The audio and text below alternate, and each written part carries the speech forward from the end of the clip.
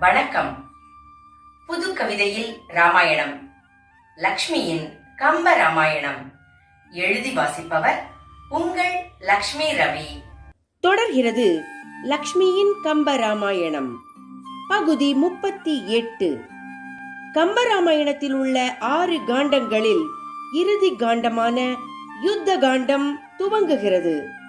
யுத்த காண்டத்தில் இன்று ராவணனின் மந்திர படலம், இரண்யன் வதை படலம். முதலில் கடவுள் வாழ்த்து. ஒன்று என்று கூறிடின் ஒன்றாகும், அதுவே பலவென கூறிடிலோ பலவாகும். அன்றே என்றால் அன்றேயாகும், ஆம் எண்ணின் ஆமாகும். இன்றே எனும்போது இன்றேயாகும், உளது என்றுரைக்கின் உளதாகும். எனும்படி உள்ளது இறைவனின் நிலை, அதை அறிய முயல்வதுதான் அரிய கலை. இத்தன்மை என்றிலா பரம்பொருளாம் இறையருளை சிற்றறிவுடையாம் அறிவது எங்கனம். கடல் காண் படலம். கவிக்கூற்று. இப்பாடல் கவிக்கூற்றாக உள்ளது.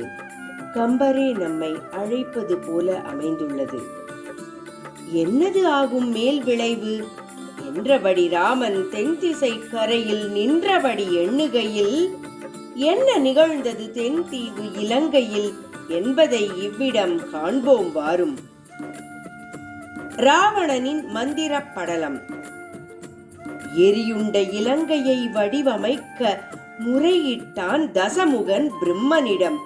மயன் என்னும் தச்சனை தருவித்து நொடியொன்றில் புனரமைத்தான் பிரம்மனும். முனிவரும் தேவரும் மகளிரும் நீங்களாய், திசைதொறும் வீரர்கள் வரிசையில் காவலாய், சிங்காதனத்திலே அமர்ந்திருந்தான் லங்காதிபதி, மந்திர ஆலோசனையின் அவசியம் கருதி. ஆட்சியும் தாழ்ந்து மாட்சியும் அழிந்தது, வீழ்ச்சியும் சூழ்ந்தது சிறு குரங்கின் சூழ்ச்சியால். இறந்தது குரங்கென்ற செய்தியையும் கிட்டிலோம், பிறந்திலம் எனும் இழுக்கிலே சிக்கினோம். உருமினான். பிறந்திலம், பிறந்தும் பிறவாதவர். போயின குரங்கினை பின்தொடர்ந்து அதை ஏவினர் உயிரினை பீத்திடுவோம் ஆய்ந்து கூறினர் படைத்தலைவர். பணிந்த கும்பகர்ணன் இடை மறித்தான். கும்பகர்ணன் ராவணர்க்கு பின் பிறந்த தம்பி. ஐய, நான் முகனை முதலாய்க் கொண்ட குலத்தில் நிலைத்திருப்பவன் நீதான். 1000 பொருளுடை சாமவேதம் பயின்றிருப்பவனும் நீதான். நான் முகனாம் பிரம்மனை முதல்வனாக கொண்டு வரும் புலத்தியன் வம்சத்தில் பிறந்தவன் ராவணன்.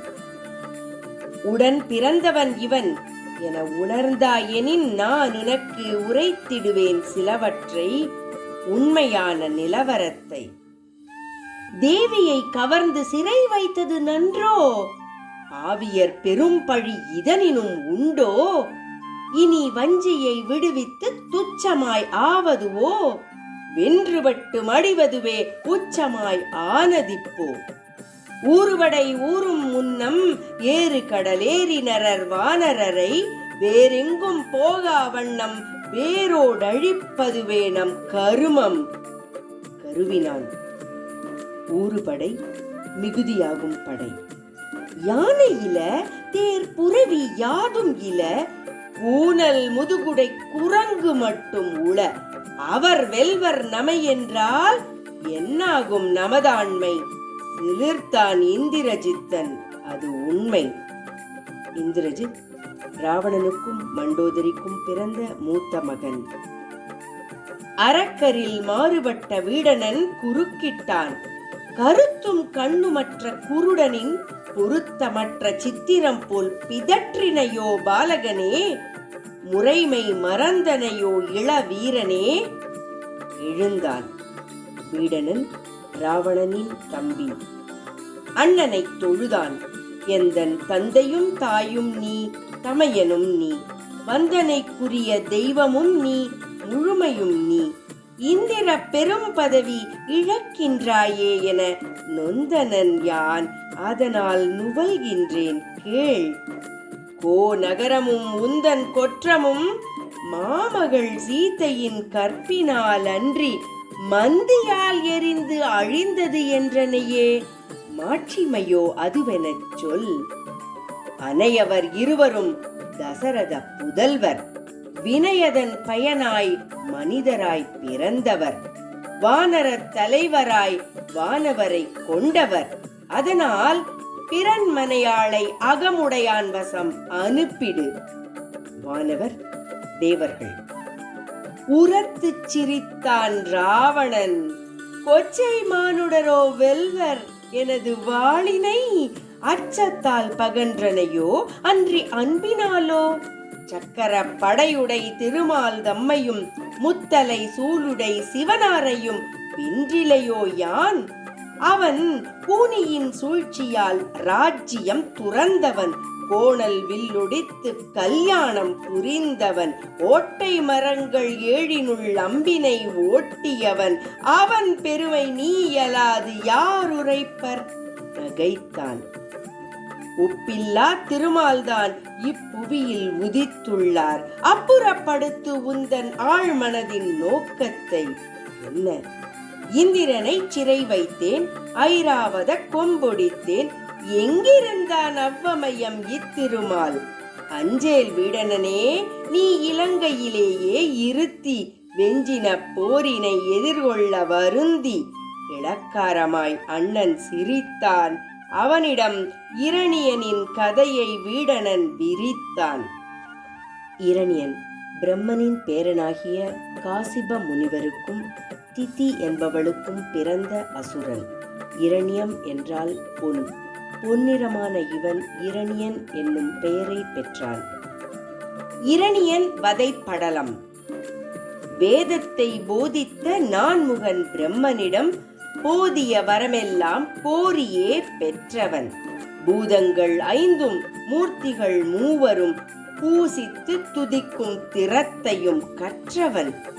அவன் திருமாலின் திருப்பெயரை துச்சமென தூற்றினான். இரணியனாம் தன் நாமம் உச்சமென மாற்றினான். தேவர்கள் யோகிகள் அவன் முன் குனிந்தனர். இரணியனே நமவென அவன் கால் பணிந்தனர். இரணியன் பெற்ற வரங்கள். திருமால் நான்முகன், சிவனால் மடியான், நீரால் தீயால் காற்றால் முடியான். உள்ளோ புறமோ எங்கும் இரவான், இரவோ பகலோ இன்னுயிர் துறவான். பெண்ணால் ஆணால் அலியாலும், கண்ணால் காணும் பொருளாலும், நான்மறை வேத முறையாலும், விண்ணில் மண்ணில் எங்கும் சாகான். பிரகலாதன் தன்மை. ஆயவனின் அருமைந்தன் பிரகலாதன். வேத மறைகள் நான்கிலும் தூயவன். அவன் நாயகனாய் பரம்பொருளை பூசித்தான். நாளடைவில் குருகுலம் வந்து வாசித்தான். குருவை வணங்கினான் பாடங்கள் பயில. அவர் இரண்யாய நம என போதிக்க முயல, துணுக்குற்ற சிறுவனோ கண்ணீர் மல்க ஓம் நமோ நாராயணாய என்றான் உள்ளம் உருக. என் செய்ய துணிந்தாய் பாலகனே? கெடுத்து ஒழிந்தனை என்னையும் உன்னையும். தடுத்த பெயரினை உரத்து உரைத்தனை கேடுற்றவனே என குலை நடுங்கினார் குரு. என்னையும் எந்தையையும் உம்மையும் உய்வித்தேன். முன்னை வேதத்து முதற் பெயர் மொழிந்தேன். என்ன குற்றம் யான் இயற்றியது வென கடிந்துரைத்த குருவினை வினவினான் சிறுவன். குரு நிகழ்ந்ததை இரண்யனுக்கு கூறுதல். மன்னனே, முறைபடாச் சொல்லை செப்பினன் இவன். என்ன என்ன சொல்லது இயம்புதி என்றான். ஓம் நமோ நாராயணாய என்றதும் தம்மிரு விழிகளும் சிவந்தான் இரண்யன். பின் மைந்தனே, பெருங்கடல் புகுந்து உறங்குவான் நாமம். யான் உள நாள் வரை உரைத்தல் பாவம். ஒற்றையானை சுட்டிடும் உன் நாவை கற்றது எவ்விடம் சொல்லிடு, அது மாயை கனன்றான். வேந்தனே, முக்குணங்களாய் மூ உலகுமாய் அஹ்ரிணையாய் உயர்திணையாய் எக்காலத்தும் எவ்விடத்தும் ஓம் எனும் ஓரெழுத்தில் நிலைப்பவனே இறைவனாகும் என்றதும் கொடுஞ்சினம் கொண்ட கொற்றவன் இரண்யன் கொல்லுங்கள் இவனை என கொக்கரித்தான். எரிந்த ஏவிய படைகள் எல்லாம் முறிந்து நுண் பொடிகளாய் முடிந்தன. நெருப்பு மூட்டி தள்ளுங்கள் ஆணையிட்டான். அரி என்று தொழுது நின்றானை சுடு தீ குளிர்ந்து அணைத்துக் கொண்டது. அவனோ தீயையும் கட்டி கடுஞ்சிறை இடுமின் சீறினான். மைந்தனை கடித்துண்ண 8 பாம்பினை விட்டான். அங்கனம் கடித்த விடமோ அமிர்தமாய் ஆனது. மதம் மிகு வேழத்துக்கு இடுமின் ஆத்திரப்பட்டான்.